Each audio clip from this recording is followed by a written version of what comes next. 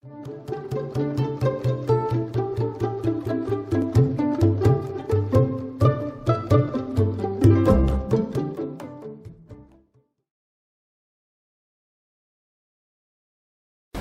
masih kecil, tentu kita menyadari bahwa orang-orang di sekitar kita mempunyai masalah. Walaupun kita tidak selalu mengerti apa masalah itu.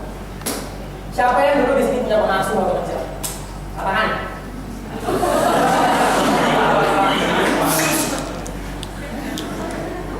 Saya mau Anda memperpikirkan pengasuh Anda, babysitter Anda, membawa Anda, siapapun lah yang dulu dipekerjakan untuk mengurus Anda.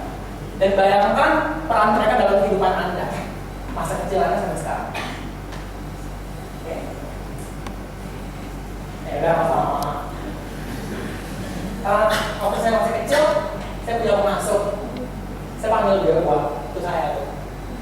Masih konten. Dan waktu itu Wah harus memandikan saya. Gak bisa lihat semua TV.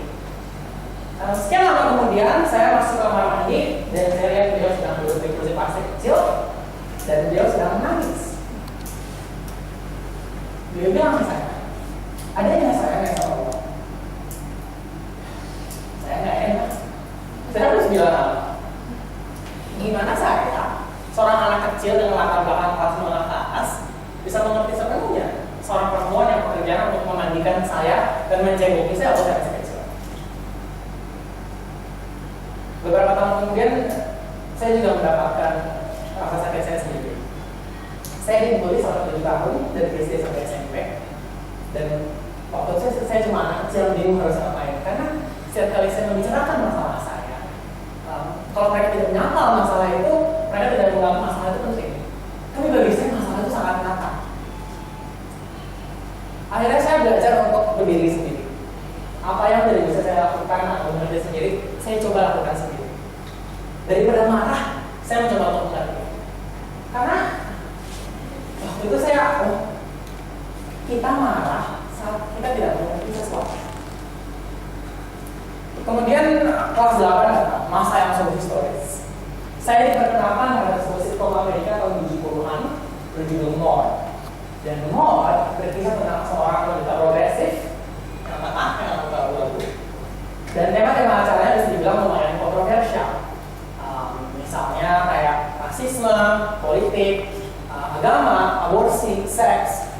Tema-tema yang jarang dibahas di Indonesia secara serius dan orang-orang benar-benar peduli. More membela hak kaum minoritas, yaitu mereka yang haknya tergencet oleh mereka yang memiliki privilege atau keistimewaan. Nanti akan saya jelaskan maksudnya apa. Sahabat suaminya More adalah seorang konservatif dan karena seorang progresif, mereka selalu berargumen ya. Dan dengan formula ini, acara ini mengantarkan tema-tema tersebut dengan humor yang kritis dan cerdas.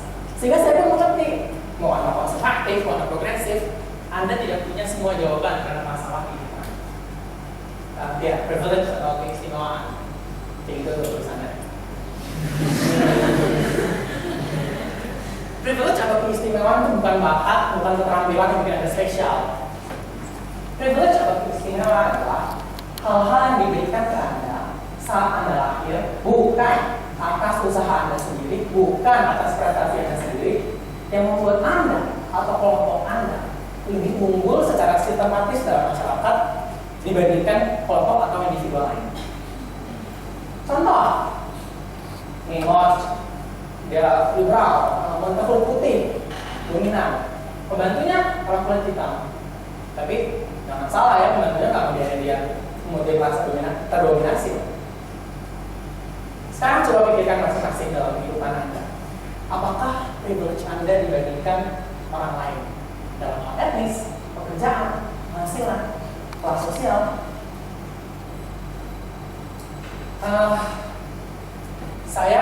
Acara ini membuat saya terinspirasi. Saya ingin membela mereka yang tidak memiliki suara. Karena saya tahu alasannya.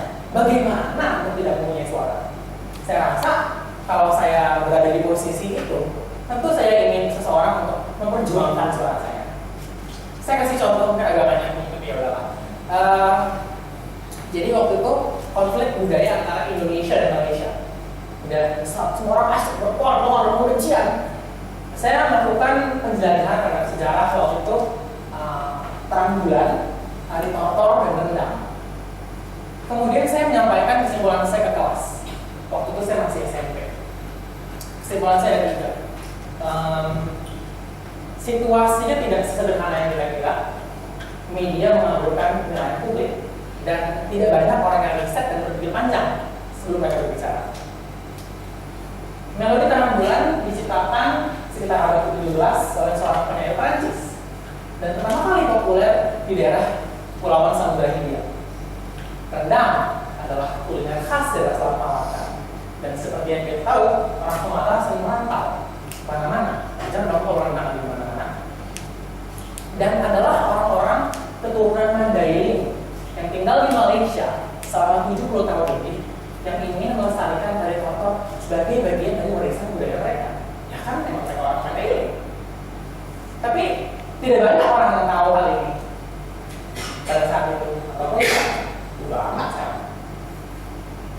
Inilah yang didapatkan saat Anda melihat dunia secara hitam dan putih. Salah pengertian. Kemudian saya tumbuh besar ya sebesar ini. Pada mama saya ada nama ayam. Sekarang saya semester 3 di pendidikan bahasa Inggris di Universitas Berdaya dan saya mengajar bidang ini karena saya terinspirasi oleh guru-guru saya terdahulu. Contoh guru les matematika saya, beliau mengajarkan saya untuk tidak hanya mencari X itu berapa. Saya harus cari tahu kenapa kita cari X, bukan seakan-akan mencari X itu sebuah ortodoksi. Atau guru sosiologi SMA saya, seorang wanita tangguh dan gagal perkasa, suaranya dia mengajarkan saya untuk selalu objektif dan kritis terhadap setiap hal yang ada di kehidupan saya. Dan mereka melakukan hal-hal tersebut, mereka memberikan saya bekal pada masa depan saya dengan cara yang begitu sederhana. Koneksi. Berbicara tentang koneksi dan sosiologi, kebanyakan teman-teman saya mengatakan bahwa mereka tidak mengerti perbedaan antara empati dan simpati karena mereka ketinggalan kelas sosiologi yang membicarakan. Sebenarnya perbedaannya sederhana. Di sini saya mengikuti penjelasan Dr. Brené Brown. Empati adalah meletakkan diri Anda di posisi seseorang yang merasakan emosi atau perasaan tertentu dan meraih ke dalam diri Anda sendiri terhadap emosi atau perasaan yang sama, sehingga Anda bisa berhubungan dengan orang ini dan Anda ada untuk orang ini walaupun Anda tidak tahu Anda mau bilang. Empati menghasilkan koneksi. Kalau simpati, sabar ya deh. Udah langsung aja. Ambilin banyak aja ya nak.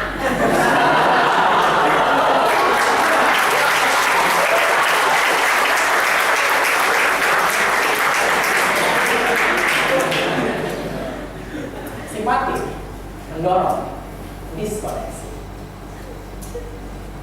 Saya menyadari ini dalam umur yang muda. Ya ini kecil ya, dan saya memperlakukan orang sebagaimana saya ingin diperlakukan. Tapi apalagi baru-baru ini saya menyadari bahwa itu sangat susah. Karena untuk meraih ke dalam diri Anda sendiri, karena sesuatu yang begitu dalam, yang panjang dan begitu menyeramkan itu tuh sangat sulit. Tapi kalau kita semua berpikir seperti itu, kapan kita bisa terkoneksi? Ya.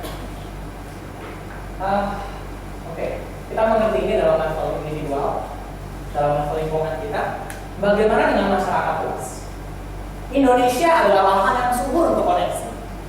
Kita terdiri dari berbagai ras, agama, budaya, dan kita bangga hal tersebut. Kenapa bangga?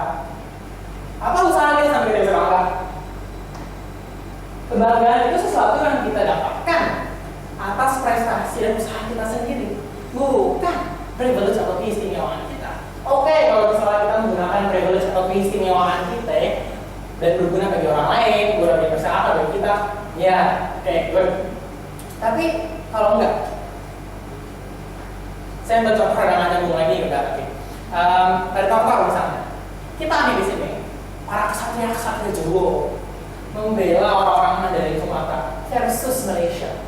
Tapi kita tidak memperhatikan bahwa kita juga membicarakan orang-orang keturunan Mandailing di Malaysia. Karena ternyata ya Indonesia versus Malaysia aja. Oke, sirkumstansi kita, keluarga negaraan kita berbeda. Tapi apakah karena nasionalisme kita sebagai keistimewaan kita berhak buta terhadap realitas. Maksudnya adalah, oke nih kita satu negara sama kita Mandailing di Sumatera, kan kayak dianggap satu negara kan, kita yang buat sama yang Solo ke Malaysia, lalu mereka juga miripnya kan dengan kita disatukan akan kebanggaan kita, nasionalisme. Tapi apakah kita mengerti arti kebanggaan yang sesungguhnya? Apakah kita mengerti sejarah di balik kebanggaan itu? Dan bukan hanya sejarah pemenang saja. Apakah tujuan persatuannya? Apakah kita bersatu dengan utuh, dengan pengertian cinta dan kasih, atau kita saling menoleransi? Saya untuk saya, Anda untuk Anda, asal kita apa-apa, ya udah oke. Toleransi adalah hal paling minimal yang harus Anda miliki dalam masyarakat demokrasi. Tapi toleransi bukan akhir dari garis. Karena toleransi bisa menoleransi intoleransi. Saya pribadi harus suka dengan konsep toleransi. Setidaknya dalam aplikasi umumnya. Toleransi adalah cara yang mudah untuk menjaga harmoni, ketenangan, kesatuan, tapi tanpa konfrontasi yang nyata, tanpa aplikasi yang nyata. Apa gunanya? Kita kasih contoh. Teman kita boker ya. Itu hal yang alami kan? Ya harusnya sih biasa aja. Ada yang biasa aja, ada yang tapi ya tetap aja kan, itu hal yang biasa. Tapi realitasnya kita terganggu nih mau boker kan? Teman kita boker, kita datang, apa kabar? Dia kayak, kenapa nih orang kan? Oke, setidaknya bukan mau boker, keluar sana masuk akal loh.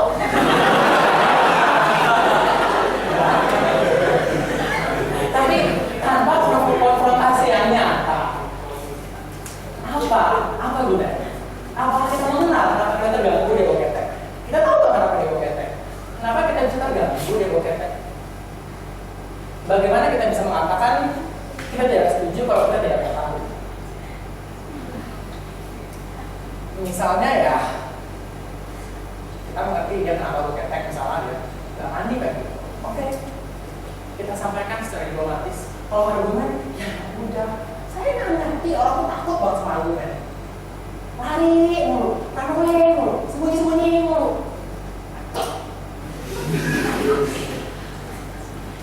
Ada bilang, argumentasi itu bukan mencari itu, tapi mencari titik persetujuan. Tapi ya, nggak mudah. Apalagi kalau ada yang merasa ada yang paling benar. Ini sih yang benar. Karena pada dasarnya kita semua merasakan kita melakukan hal yang paling benar. Kita mampu menjustifikasikan apapun terhadap diri kita sendiri. Rasisme misalnya, buru-buru dibalas satu mengerti di sini. Bineka Tunggal Ika, berbeda tapi tetap satu. Aplikasinya kita membicarakan pribumi dalam pribumi. Oke, setiap saja kita berbeda, sejarah kita berbeda. Tapi kalau kita lihat antara pribumi pun, apakah sirkumstansi kita dan perkembangan kita sama? Lantas, kalau kita cuma ngomongin siapa yang lebih dulu di sini, siapa yang lebih dulu berkembang di sini, siapa orang yang inisiasi? Ada orang di dalam sejarah, ada yang dari kebudayaan Dongson dari Yunan, dari zaman Krungu, kalian baca kan sejarah SMA.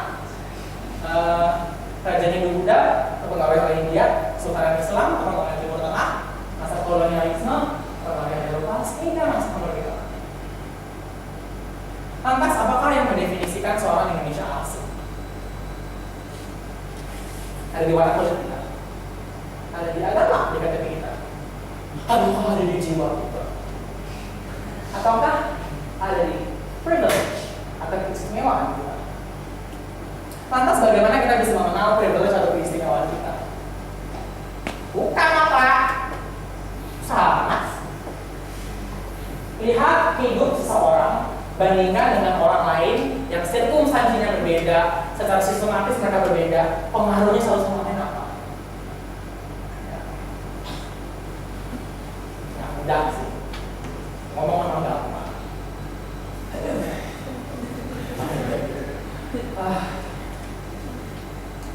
Gimana ya? Kita buru-buru mikirin sama orang bakal mikirin sirkumstansi historis sosial budaya. Kalau hidup aja susah, ya kan? Kita yang lumayan privilege aja yang naik mobil, makan ya masih ada, boro-boro kayak gitu. Ya. Tapi itu bukan jadi alasan bagi kita yang mempunyai kesempatan. Bagi kita yang mempunyai privilege atau keistimewaan itu, sebaiknya kita gunakan untuk memperbaiki diri sendiri dan masyarakat, agar suatu hari nanti privilege atau keistimewaan itu ya kisah kemarin sore doang. Saya nggak bilang saya yang paling benar ya. Kita semua tetap harus tumbuh dan berkembang. Kita semua tetap harus memuaskan cakra waktu. Kita semua harus tetap terkoneksi, bukan terdiskoneksi atau memaksakan koneksi. Ya, terdengar optimis dan naif setiap. Yuk, kita mulai terkoneksi dengan cara yang sederhana saja. Lihatlah hidup kalian masing-masing, hidup orang lain, pikirkan baik-baik. Anda harus jadi paling besar kok, jadi cendekiawan untuk mengetahui hal ini. Kita makan. Mana? Anak kecil, anak masing-masing. Saya mulai